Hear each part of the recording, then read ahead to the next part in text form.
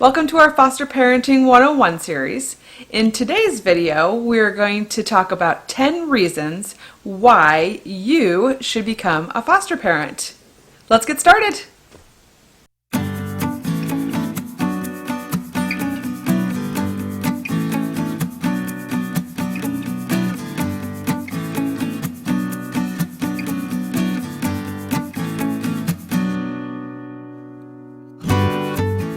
Reason number 1, you really care about children and you want to help. Now this really should go without saying, but these children, they really need to have some safety and stability, especially where they might be coming from. And they probably didn't have that, and so they get put in your home and you can then offer that to them. Teaching them about love and how that's unconditional, and giving them hugs and kisses, and showing them really that affection, telling them that they're special, and giving them some of that one-on-one time, or even just as a family time. So playing games or reading books or tucking them into bed at night. These are things that the kids probably have not experienced, and you as a foster parent are able to offer that to them. And so really I feel like this is the number one reason that you should become a foster parent, is just because you have that ability to do that for kids, and they really, really need that. Reason number 2, you enjoy a challenge. Sometimes foster parenting can definitely be a challenge. And this is a couple different ways. First of all, the kids are always going to test boundaries. So you are going to have the kids come in and they're going to want to know where their limits are. They want to know what they can get away with and what they can't. And so that is always a little bit challenging in the beginning, because you are trying to show them where your boundaries are, and they're going to try to push those to see what they can get away with. This is not unlike any other child. And so they're going to test you just to see. So you just have to have firm boundaries, and it will not go on forever. So that is a little challenging. Also, the kids come with a lot of possibly like nightmares, or they may need to be put in therapy to work through some things that have happened. And so you as the foster parent are able to really help these kids with that. The other challenging part of being a foster parent, so if you enjoy a challenge, you would definitely be a good foster parent, is that it takes you to advocate for these children. I have found that although there are people out there to advocate for them, they really need you as the parent to advocate for their best interest as well. And sometimes you may not be heard, but I like to always make sure that I am advocating as hard as I possibly can for my kids, without trying to make anybody mad, but just really looking out for their best interests. Reason number 3, the need is real. So in different areas, there's going to be different needs. In some areas, they just need foster parents in general. In our area, for instance, we actually have quite a few foster parents. What we really need is foster parents for teenagers and for sibling groups, because those kids are just harder to place, and sibling groups are just harder to place together, although they really want to keep siblings together, and so they will try. Now, being a foster parent in another state, we're in Nebraska, like maybe California, where they may actually need just foster parents in general for all ages, but you would have to check in your area and see really what the need is for. But in our experience, we really liked starting out with younger kids, and then as we kind of got used to the foster care system and used to being parents and seeing what we were dealing with trauma, we were able to then branch out and expand that, and we have actually done kids of all ages. And if you go back and watch our stories that we have on our YouTube channel, you'll see that we have done not only all ages, but we have also done sibling groups as well. well. And so the need for foster parents is real, and you just have to find out what you're comfortable with and maybe what the need is for your area, and you can always start small and then go big. Reason number 4, help mentor a family. So for number 4, with foster care, you're taking these children in and you're helping them, and you are working through their trauma, and you're giving the stability to them. But also, what isn't really talked about a lot is the fact that the birth parents are really going through a lot. And, they may have mental health issues, or there may be some addictions, or maybe they just don't know how to cope with stress. And so this is a perfect opportunity to be able to help not just the children, but also help the birth parents maybe learn how to parent better, or help them get maybe some mental health issues under control, or really just be a support for that parent to try to get their kids back, because not all stories end in adoption, and not all stories end in the kids going home. There's obviously a mix, but the way I see it is that when you can help the birth parents get the kids back, it really ends up being a win-win. And when I say that, I mean in our experience, we have gained actually a lot of family by fostering children, because the kids' families become like your family.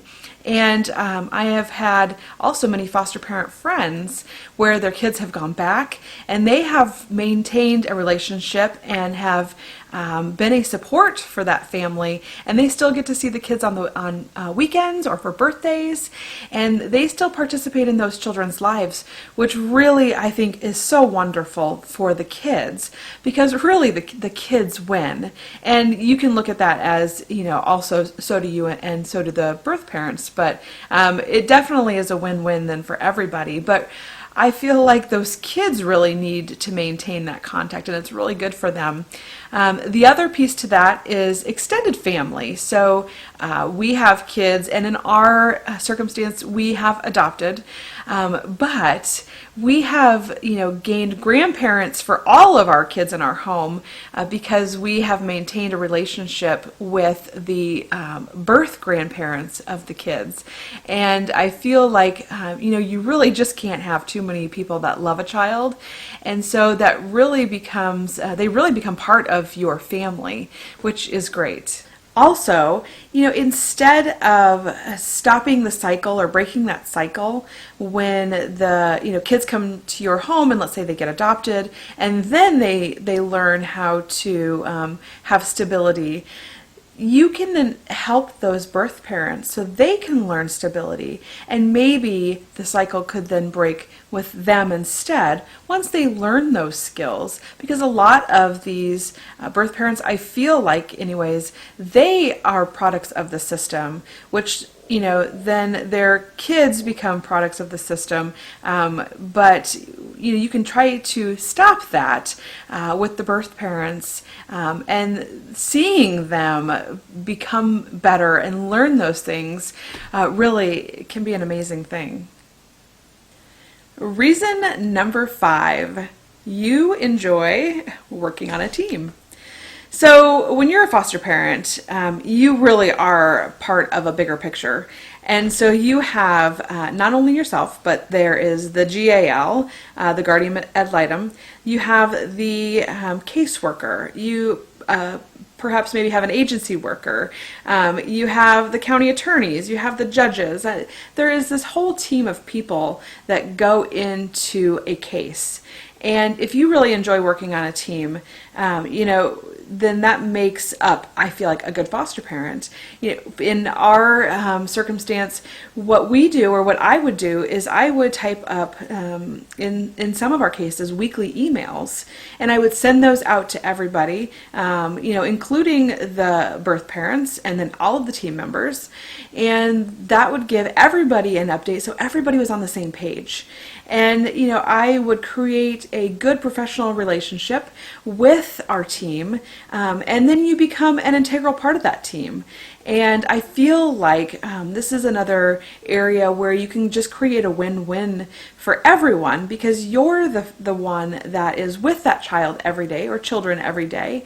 And so you see on a daily basis what is going on, what's happening, what they're experiencing, like maybe where they're behind. And so then you have a voice to let everybody else know what is going on, or what you think might be able to help. And then being part of that team just really makes it better for the child or children, because you are able then to have everybody on the same page and get the child what they need. And so then working on a team becomes very important, I feel like, as a foster parent. Reason number 6, if you are loving but firm when needed. So I feel like in some instances, this definitely goes without saying, and I think this is for just kids in general. But you really have to show these kids a lot of love. They feel like they're worthless. They may feel like coming into foster care was their fault, and they really just need a lot of love. And along with that, though, earlier I was talking about boundaries. They really need to know their boundaries, though, as well, because this helps them learn how to create and set boundaries for themselves. And I feel like in our relationship with Sean and I, that we really create a very good balance with each other. And so there are times where he might step in because he might be better at something, and then times where I step in because I'm better at something.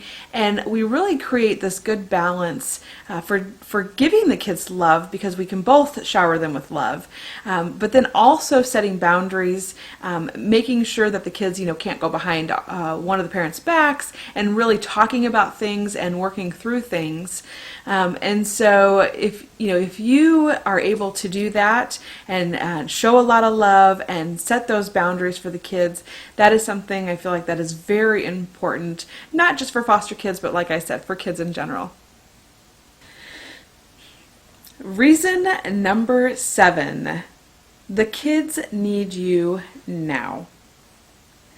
So in foster care, there's always kids waiting. Even with adoption, there are websites that you can go out to, and you can find adoptable children that are sitting out there waiting for a home now. And it's really, I feel like it's sad, but this just goes to say then that really the kids need you now. And so I know with having kids, just like kids in general, a lot of times you'll say, oh, well, when I have more money, or you'll say, oh, when I have more time, or, when this happens or that happens. And really, I feel like you shouldn't wait. If you're interested in becoming a foster parent, you should really, really go check into it, and find out how you could start the process, because really, I feel like the process is pretty easy. It does take a little bit of time because you have to go through training, but the process is a fairly simple process. And you have all these kids sitting out there that need homes, and there really, I don't think, is going to ever be a perfect time, because really, when is there ever a perfect time to add a child to your home? But I think now is the perfect time. So if you are interested in becoming a foster parent, I would ask that you go check into it in your city and state, and find out how you can start the process, because the kids really, really do need you now. Reason number 8, you want children, or you want more children. In Sean and my situation, we already had children not together, but I had one biological daughter and Sean had two biological children, a son and a daughter, and we got together and we were not able to have children together. And so we talked about foster parenting, which is something that I had always been interested in doing, and he was on board with it. And so we decided that we were going to look to add to our family through foster care. And, you know, if you aren't able to have children, or if you are able to have children, but you want more children not through biological, or even if you want more children and you can't have children, these are all good ways to add, or all good reasons to add to your family. And this is what Sean and I had decided, is that we were going to add to our family through foster care and adoption. And in our situation, we were able to actually adopt our first placement that we got. And it is not always like that. There are a lot of times where the kids go home and people will say, well, I don't want to be a foster parent because I would be too heartbroken. And I can promise you that that is not always the case. And yes, I will say that there were kids, that went home and that we were sad about. But, we were always excited for our next placement and the possibilities with the next placement. We tried to maintain contact with past foster children. We also, were excited when we were able to adopt our children, and it just became that much more special to us. And so there are lots of reasons, I feel like, to add to your family through foster care and adoption without the worry that you're going to get too attached and that you're just not going to be able to let them go. Because I feel like there are so many other reasons why you should do it, and you should add to your family that way. And the being afraid to lose them once you're a foster parent, I feel like there's so much else that goes on with these, and that when the kids are able to go home to their birth parents and the birth parents have gotten better, that really is a special thing to watch, and you don't feel sad. And so if you want to add to your family, I feel like this is definitely a good reason to do foster care and potentially adoption. Reason number 9, it is deeply rewarding. Now, I'm going to tell you from experience that this is a very personal one for me, because foster parenting and adoption is very, very, very rewarding. And I love seeing the kids come into our home and not be able to do things and catch up. And they can catch up in school, and maybe they're behind in motor skills and they catch up. Or maybe they've got a sensory issue and you find them help to deal with that. Or showing them that love and watching it grow and just seeing their first. We've had kids that have lost first teeth, and we have lots of kids that we have taught them to ride a bike, and there's just so much love and reward that goes into raising these kids and seeing them grow, that for me, foster parenting has been extremely rewarding. And that is why Sean and I continue to do it, and why we continue to add to our family through adoption, is because it is so rewarding. And yes, there are negatives that go along with being a foster parent, and there are definitely hurdles to get through, but overall, foster parenting or being a foster parent is so rewarding that all of that other stuff, that it outweighs all of that other stuff. Reason number 10. It can change your heart for the better.